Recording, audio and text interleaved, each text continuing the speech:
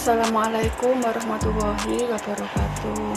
Di sini saya mau klarifikasi tentang video TikTok saya yang sedang viral di media sosial dan di TikTok. Jadi pengantin saya yang ketiduran itu akhirnya sadar dan kembali sehat walafiat.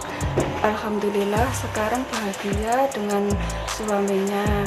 Jadi yang memviralkan bahwa mbak pengantin itu meninggal itu berita hoax, itu berita tidak benar.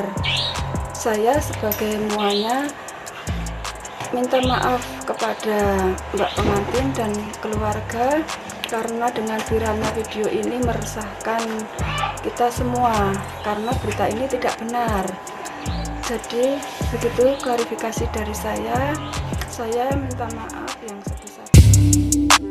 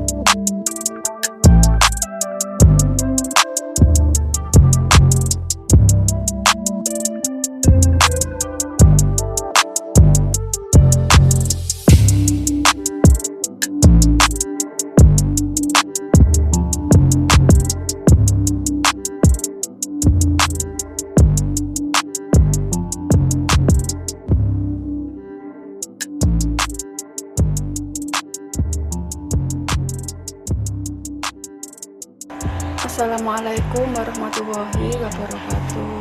Di sini saya mau klarifikasi tentang video TikTok saya yang sedang viral di media sosial dan di